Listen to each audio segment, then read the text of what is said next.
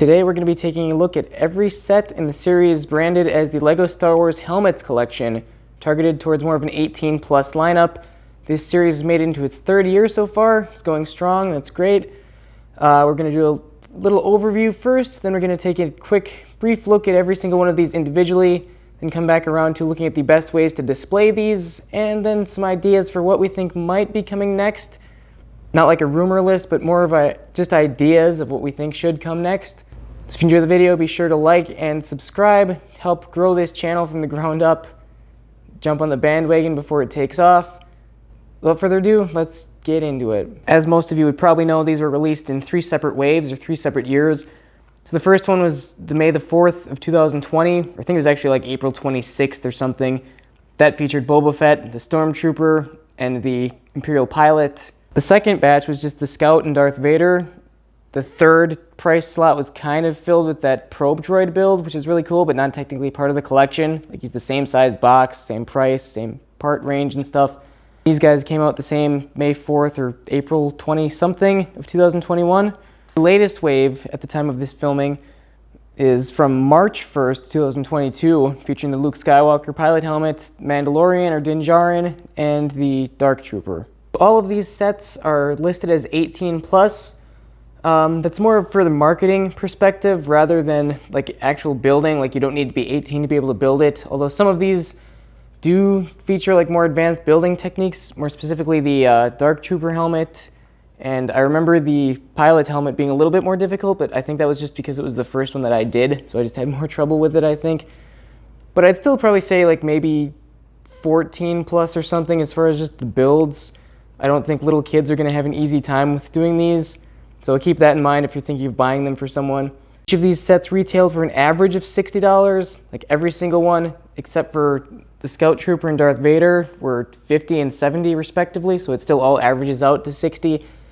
So yeah, for the 8 of these, that would be $480, which is crazy to think about. I cannot believe I spent that much money on these. Some of these do go on sale if you're waiting to find a deal. Like, I expect the Dark Trooper helmet and probably the Luke helmet and stuff will probably be cheaper in a few months here. Usually you can find the Boba Fett for like $10 off at Walmart and Target sometimes.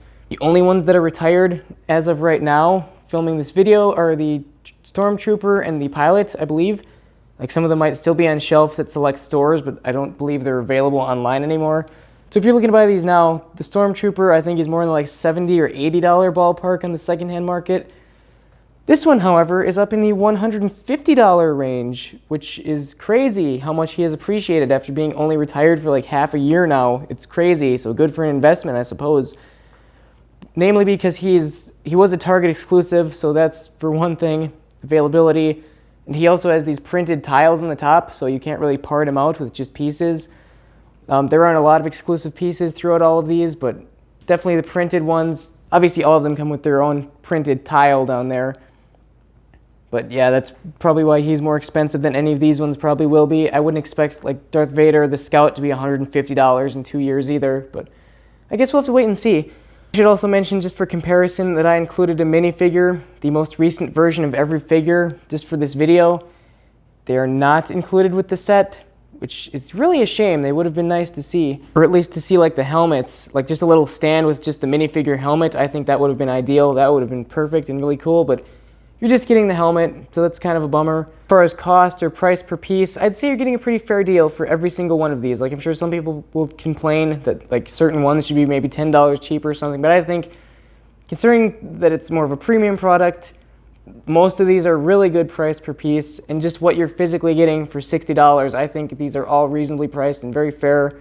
But let's take a quick look at each of these individually, and then we'll come back around to ways to display them. So the first one up that we're going to take a look at here is the Boba Fett helmet. A really nice one. A lot of people would consider it the best one probably. It's definitely the most colorful, since most of these are fairly monotonous with just white or black or gray in the Mandalorian's case. But this one you see a lot of sand green, dark red. You've got some tan here on the side. Obviously a lot of black, hints of white, gray. You've got the yellow on this. Like, it's just the most colorful one. Did a very good job with that. The design is slightly different from the actual Mandalorian one that we see. At these side by side, there's just a little bit of a design change. They've really improved it over the last 2 years, but you'll see how like the Mandalorian one is like sloped outwards, whereas this one is just straight down. So it's kind of a bummer. The Boba Fett one, like literally if they just redid it this year, it would probably look a little bit better than the one they did at first. You can see the visors too, like canonically in the show. I think Boba Fett has the wider visor and Mando has the narrower one, but they kind of switched it up on here. So taken individually, like they're both just fine. Side by side, it does look a little bit funky that they're just so different despite being so close together in release. In comparison to like the actual helmet or the minifigure helmet, I think they did a really good job of matching these up. Obviously none of these are really supposed to have play features, but the range finder does go up and down, which is a great feature. I think this little splotch of gray on the top is supposed to represent like the bullet hole or the dent or whatever on the top, rather. I think they did a really great job of just making this look so accurate and close to what we see in the film. So love to see it. Next one we'll take a look at is the Stormtrooper. Fairly easy to part out because I don't think there's anything exclusive really about it, aside from the printed tile, of course. We do have a few stickers on the sides, which are not too much of a hassle.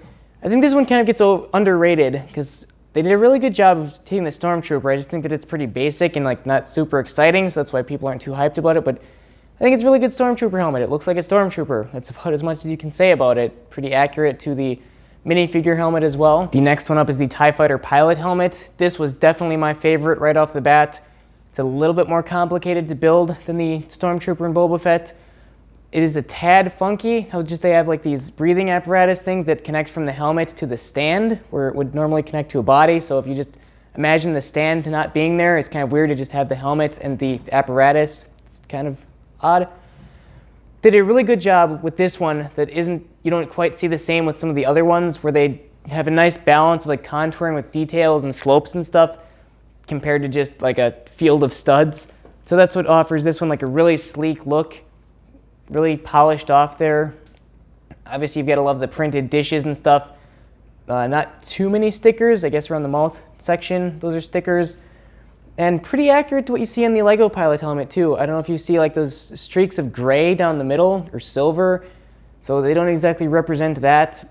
I don't even remember it specifically from the show. Like I've always loved the TIE Fighter pilots and I love the original pilots, but there are some slight dissimilarities definitely between the minifigure and this one, so I don't really know if that's a huge deal. Starting off with Wave 2, we've got the Scout Trooper.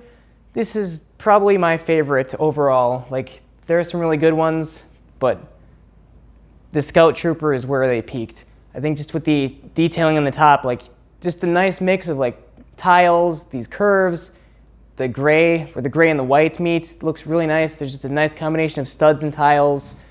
And it just looks really sharp. Just the visor looks so sharp. Quite a few stickers. I think this might have the most stickers of them all because you've got 6 on either side here. It's 12, then you've got 1 on the sides there. And then the front and the nose. So quite a few stickers on this one. But a really accurate look. Got this like circle thing on the bottom, which I thought was weird at first. I never really noticed it. But then looking at the actual ones in the films, like that is actually pretty accurate.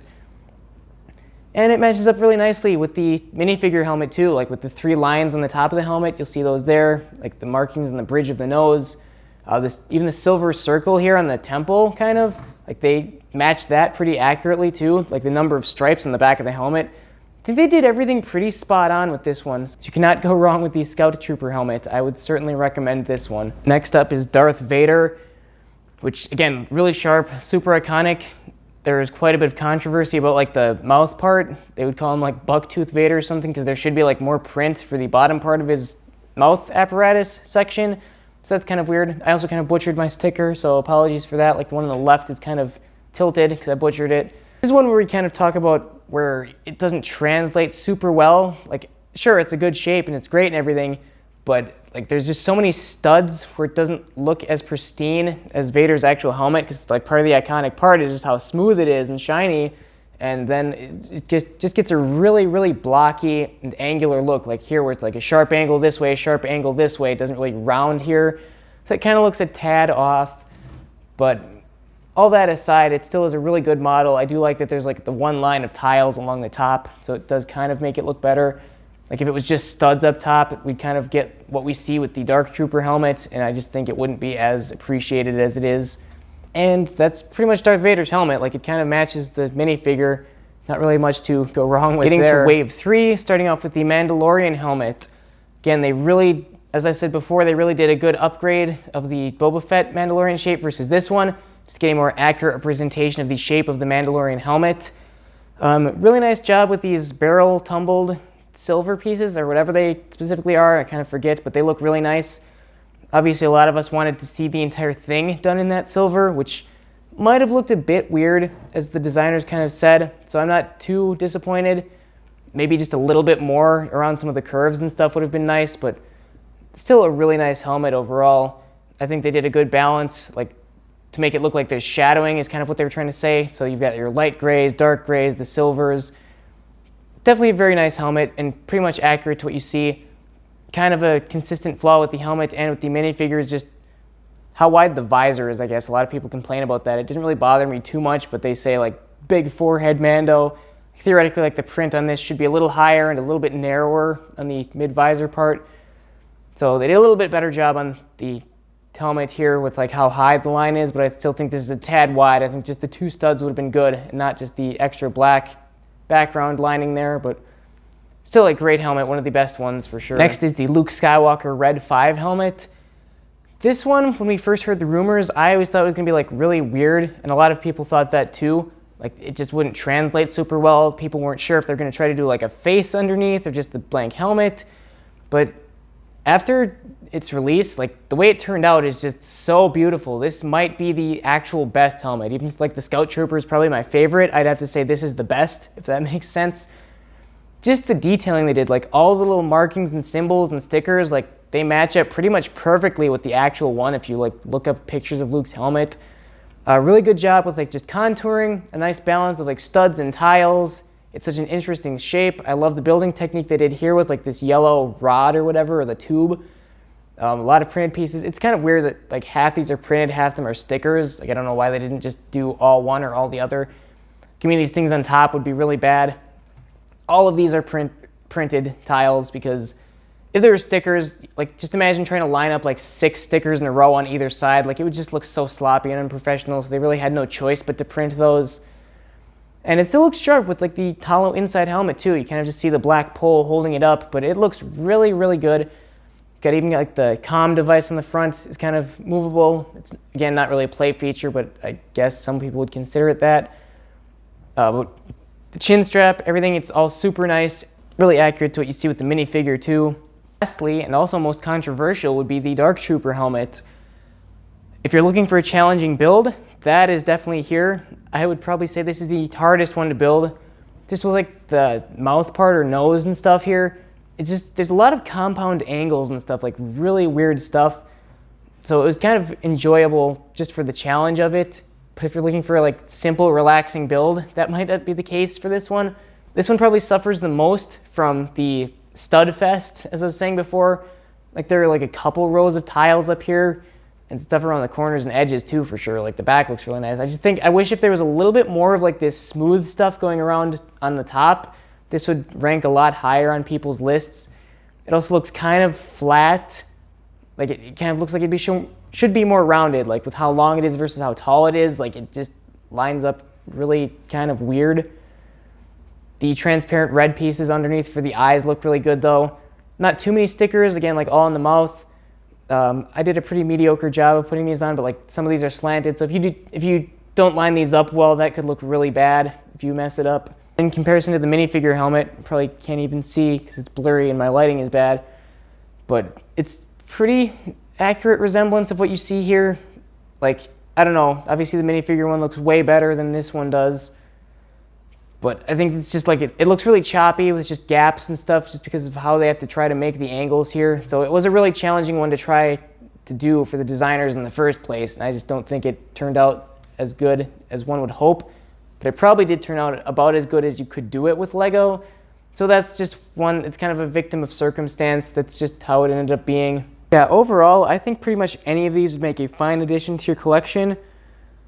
If you're only looking for a specific combo or you can only afford a couple of these, well, let's take a look at what I think you should do here. If you can only afford 1 or 2 of these, I think the Vader and Luke combo is a great way to go. Can't go wrong with 2 classic characters, the father and son there. So that would probably be my first suggestion. Another good option would be the 2 from the Mandalorian, the Din Djarin and the Dark Trooper from the Mandalorian series. This will also look great next to the buildable Grogu figure, or just as a nice complement in the background to your Mandalorian display of just regular sets. If you want to get a third one, you could branch out and add on top of that the Boba Fett helmet, since he was also featured in The Mandalorian and the Book of Boba Fett that ties into the universe, and I think the three of these look pretty decent together. You could go with the classic Imperial Essentials combo. I think this looks really sharp with Darth Vader and two of his troopers. Alternatively, you could get like Vader and two Stormtroopers or two Scout helmets too. I think would also look really nice. Or if you wanted to expand even further, you could go for the full-out Imperial array and add the Imperial Pilot and the Dark Trooper and have all of the Imperial forces here. I think that is probably the sharpest and optimal way you can go, which is the way that I plan on displaying them. Another option for display or collection would be to have them separated kind of by wave. So like I always have them like this with the first two waves, and then in a separate area I have just the new wave with the Mandalorians and the Pilot helmet. You could also just have them all in one big straight line on your mantle, which I think looks a little bland, but you could order those however you'd want them to be. So that's one way to have them all rounded up in one spot, I suppose. But ultimately, I think the most practical way for people that don't have a big dedicated shelf for all of these would probably just be to have like individual ones in certain areas. Like if you've got a Rebel shelf or like with X-Wings or something, put the Luke's helmet there, and maybe put the Mandalorian ones like by your Mandalorian collection or something. If you just buy one or two like Imperial ones, you could throw those on your Imperial shelf. They look really good next to stuff like Darth Vader's Meditation Chamber, the Bespin Duel or whatever, if you manage to get your hands on that, or even like an Imperial shuttle or classic Imperial ships. Any one of these makes a really nice complement piece just next to other sets that are thematic with them. So that's probably the most best and practical way that I think you could display them all. As far as what we can expect to see next, I can only assume the collection is going to continue on into next year. Like, I think it's really good. Most adults would appreciate these very much. I think they just strike a really good price point where you're getting like an adult-themed, like really detailed technical build, but you're not paying like $200 or $300 for a UCS set. It's just a nice little mid-range thing that you can pick up, and you can collect them slowly too, so it's not like you're making a big investment on like the Falcon or something like that, but you can just buy these over time, buy one every handful of months, and just slowly accumulate those. Like I said, for all of these, it's like $480, which I do not think I would have been happy to drop like all in one time. But spread out over the course of 3 years, like I just bought like the first, like I'd buy one of these every couple months for the first couple waves, and then I just bought the whole new wave right away. But I think it's just a nice, easy way to slowly amass these over time, and it's a great price point, so I see no reason why it wouldn't continue. And as you see, they've stretched it out a little bit too. Like at first it was looking like it's only going to be Imperial stuff because that's all we got. Now that we've gotten the Mandalorian and the Luke Skywalker helmet specifically, that really opens the gate for stuff for like new media. You've got your good guys, so to speak, with Rebels and stuff. So we could really see just about anything going forward. Now, first of all, I wouldn't get our hopes up too much for prequel stuff. Obviously, there are endless clone trooper helmets you could see. A lot of people do customs for different Republic helmets. If you want to look into those, there are a lot of cool ideas for customs that you can make. But I would not expect to see those in the near future. Maybe if this continues for like 5 years or something, it's pretty much inevitable that we'll see at least like a regular clone trooper, or at least Rex or Cody or something like that. But for now, I think we're just going to be getting mainly original trilogy stuff and then some stuff from the new like Disney Plus media. So that's the first idea I think we're going to see. I think we might be seeing like a Shore Trooper, especially with the Andor series coming out. I think that would be a great option. Another good one would be the AT-AT pilot, which I don't know if it was like an actual rumor or just some unfounded speculation, but they were talking about like this last series, instead of a Luke helmet, they thought it was originally going to be an AT-AT pilot, which I was pretty excited for because that would look really nice next to the new UCS AT-AT and all the Hoth stuff that they released this year. So hopefully we'll see that in the future. The less likely option I think would be like the Imperial officer like combat helmet. You'll see Thrawn wearing Rebels, or people like General Veers and stuff in the original trilogy you saw wearing that. So it'd be another open helmet concept like the Luke one. I don't think it's super exciting, so I don't really think that's too likely to happen, but it's a possibility, so that's why I'm throwing it out there. A Snowtrooper helmet, I don't know if they'd pull that off, like the smooth front look very well, but that's another huge possibility. Obviously a very popular trooper, so it seems like it would be appropriate for that to be one of the next ones. We'll have to wait and see, I suppose. The Imperial Royal Guard would be another great option, but much like the Snowtrooper, I don't know how well they can pull off that look translating it to Lego, so I guess we'll just have to wait and see on that one as well. You could see more Mandalorian stuff depending on where the Disney Plus series end up going. Like, I think Bo-Katan would be really great to see. Even like Casca Reeves or Axe Wolves would be nice to add to that too. The armor would be a really cool one. Gar Saxon. Even stuff like Pre-Vizsla, Finn Rao, if we're going back to Rebels and Clone Wars, like anything like that would be great to add, because they really hit the nail on the head with the Mandalorian designs, I think, and it would be so cool just to have a whole bunch of these lined up. That would be really nice. Let me know down in the comments any other ideas you have or anything you think is likely to come out next and what you'd like to see, because that's about all I can think of at the moment. And with that said, I hope you enjoyed this video. Hopefully found it informative in making a decision of how to display these or which ones you want to buy. Happy hunting and good luck, I suppose. And yeah, we'll see you guys in the next one. Thanks for watching.